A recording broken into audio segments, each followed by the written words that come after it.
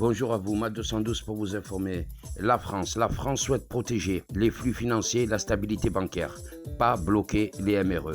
D'après des nouvelles informations, des nouvelles règles CRD 6 imposent des contraintes aux banques marocaines pour offrir des services en France. Le Maroc négocie activement pour maintenir les transferts MRE et éviter que les mesures européennes ne freinent l'économie marocaine. L'accord est en cours et vise à préserver le rôle des banques marocaines en Europe, protéger les MRE et encadrer les opérations bancaires de façon conforme à l'Union européenne. Si la négociation aboutit, les MRE continueront à envoyer de l'argent vers le Maroc avec un cadre légal sécurisé, même si les coûts aux formalités pourraient légèrement évoluer. La France veut que les transferts MRE vers le Maroc continuent, mais de manière sécurisée et conforme aux standards européens.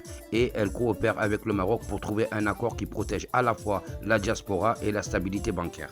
Ce que cherche réellement la France, encadrer et superviser les transferts, sécuriser les opérations financières, encourager la formalisation. Ce n'est pas une mesure politique anti-Maroc, ce n'est pas un blocage pur et simple des transferts, ce n'est pas la volonté de confisquer ou taxer tout l'argent des MRE. En résumé, la France et l'Union européenne cherchent à contrôler, oui, le cadre légal et sécuriser les transferts, pas à interdire les envois. C'est une supervision renforcée plutôt qu'un contrôle total. Dites-moi qu'est-ce que vous en pensez. Le Maroc défend un argumentaire économique, stratégique et humain. Les banques marocaines n'ont jamais représenté un risque pour l'Europe. Elles sont essentiellement pour la stabilité d'un partenariat du Sud. Les MRE ont besoin d'elles pour maintenir leurs liens financiers avec le pays. C'est pour ça que Rabat pousse un accord bilatéral Maroc-France capable d'influencer ensuite toute l'Union européenne.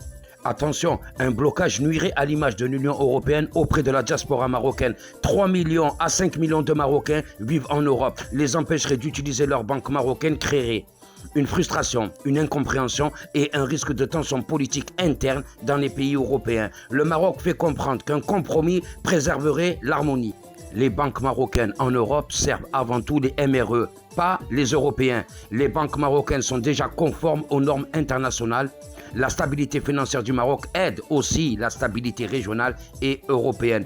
Un Maroc économiquement solide, moins de migration irrégulière, plus de coopération en sécurité, un voisin fiable au sud de l'Europe. Rabat dit clairement, affaiblir nos banques en Europe, c'est fragiliser un partenaire clé de votre voisinage.